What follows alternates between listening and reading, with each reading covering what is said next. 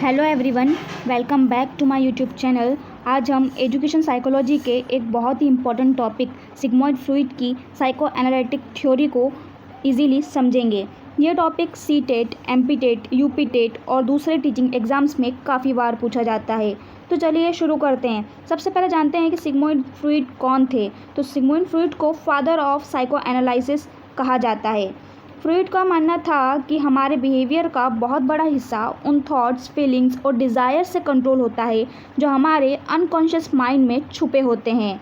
फिर levels of mind की बात करते हैं। तो फ्रूइड ने माइंड को तीन पार्ट्स में डिवाइड किया था। पहला, कॉन्शियस माइंड। ये माइंड का वो पार्ट है जिसके बारे में हमें पूरी अवेयरनेस होती है। मतलब कैसे? एग्जाम्पल के लिए अभी आप जो वीडियो देख रहे हैं और मेरी बात सुन रहे हैं, ये कॉन्शियस माइंड की एक्टिविटी है। Second, pre conscious mind.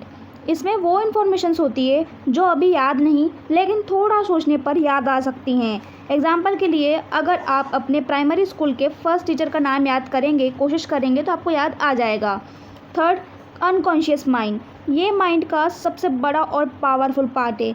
इसमें हमारी हिडन डिज़ायर्स, फियर्स, इमोशंस और सप्रेस्ड मेमोरीज स्टोर होती हैं। फ्रूइड के अकॉर्डिंग हमारे बिहेवियर का मेजर पार्ट इसी अनकॉन्शियस माइंड से इन्फ्लुएंस होता है।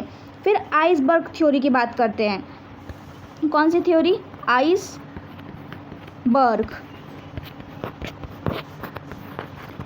फ्रूइड ने माइंड को एक आइसबर्ग से कंपेयर किया है। समुद्र के ऊपर दिखने वाला छोटा सा पार्ट कॉन्शियस माइंड है, वाटर सरफेस के थोड़ा नीचे वाला पार्ट प्री कॉन्शियस माइंड है और पानी के अंदर छुपा हुआ बड़ा पार्ट अनकॉन्शियस माइंड है। फ्रूइड के हिसाब से यही सबसे इम्पॉर्टेंट पार्ट है। अब हम स्ट्रक्चर ऑफ पर्सनालिटी की बात करते हैं। तो फ्रूइड ने पर्सनालिटी को तीन पार्ट्स में डिवाइड किया है।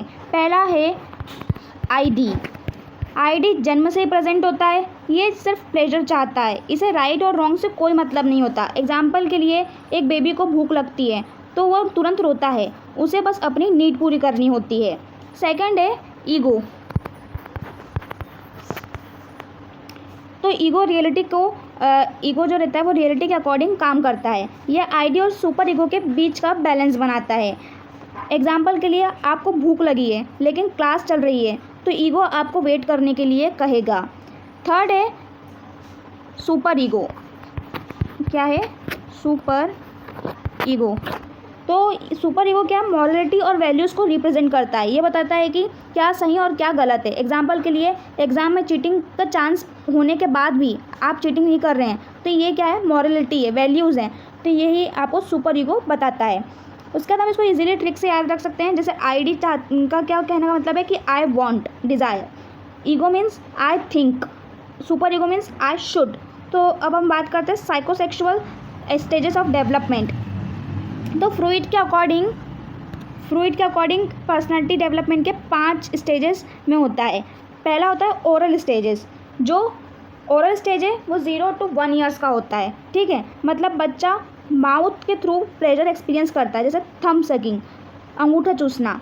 सेकंड है एनल स्टेज जो 1 से 3 ईयर्स तक का रहता है, 1 to 3 ईयर्स।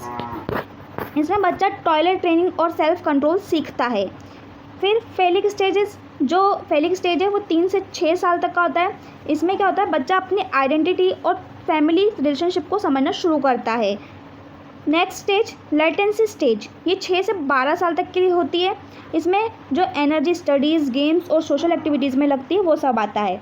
उसके बाद है जेनिटल स्टेज जो 12+ ईयर्स में आती है। ठीक है, ये स्टेज। तो ये इंडिविजुअल इसमें क्या होता है? मैच्योर रिलेशनशिप्स और रिस्पॉन्सिबिलिटीज़ को डेवलप करता है। ठीक है, अब एक बार हम फिर से स्टेजेस के बारे में देखते हैं। पहला था ओरल स्टेज जो 0 to 1 ईयर तक रहता है। इसमें बच्चा माउथ के थ्रू जो प्लेजर एक्सपीरियंस करता है, जैसे थंब सकिंग। सेकंड है एनल स्टेज जो 1 से 3 साल तक होती है, जिसमें बच्चा टॉयलेट ट्रेनिंग और सेल्फ कंट्रोल सीखता है। थर्ड है फेलिक स्टेज जो कि 3 से 6 साल तक की रहती है, जिसमें बच्चा अपनी आइडेंटिटी और फैमिली रिलेशनशिप को समझना शुरू करता है। नेक्स्ट है लेटेंसी स्टेज जो 6 से 12 साल तक रहती है, जिसमें जो एनर्जी लगती है स्टडीज़, गेम्स और सोशल एक्टिविटीज़ में, वो सब आता है।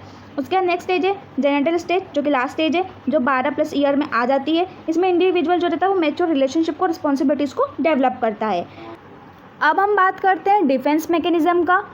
जब किसी पर्सन को स्ट्रेस या एंजाइटी फील होती है तो ईगो खुद को प्रोटेक्ट करने के लिए डिफेंस मैकेनिज्म का यूज़ करता है।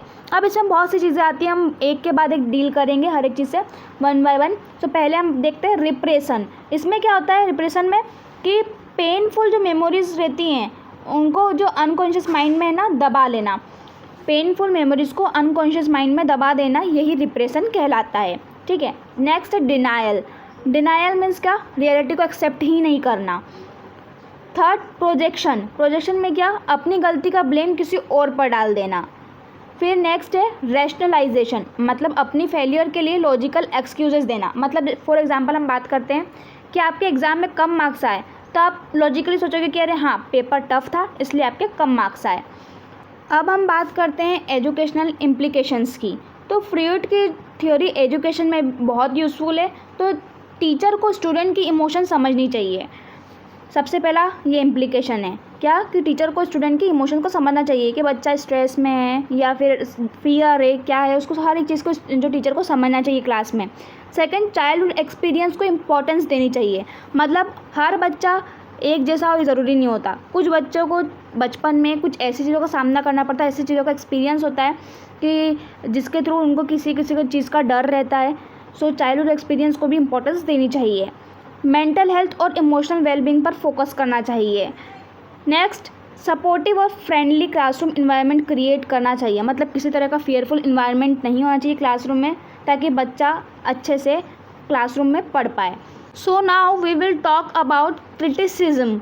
सो फ्रॉइड की थ्योरी की कुछ लिमिटेशंस भी हैं। पहली है कि इसका साइंटिफिक एविडेंस कम है। दूसरा कि जो सेक्सुअल इंस्टिंक्ट्स है इस पर ज़्यादा फोकस किया गया है। थर्ड, थ्योरी कुछ लिमिटेड ऑब्जर्वेशन पर बेस्ड थी। अब हम बात करते हैं कॉन्क्लूजन की। तो फ्रॉइड का मानना था कि हमारा बिहेवियर सिर्फ बाहरी सिचुएशन से नहीं बल्कि हमारे अनकॉन्शियस माइंड, हिडन डिज़ायर और चाइल्डहुड एक्सपीरियंस से भी इन्फ्लुएंस होता है। इसी वजह से जो फ्रॉइड को साइकोलॉजी के सबसे इन्फ्लुएंशियल थिंकर में से माना जाता है। अगर आपको ये वीडियो हेल्पफुल लगा हो तो लाइक, शेयर और सब्सक्राइब ज़रूर करें। मिलते हैं नेक्स्ट एजुकेशनल वीडियो में। Thank you.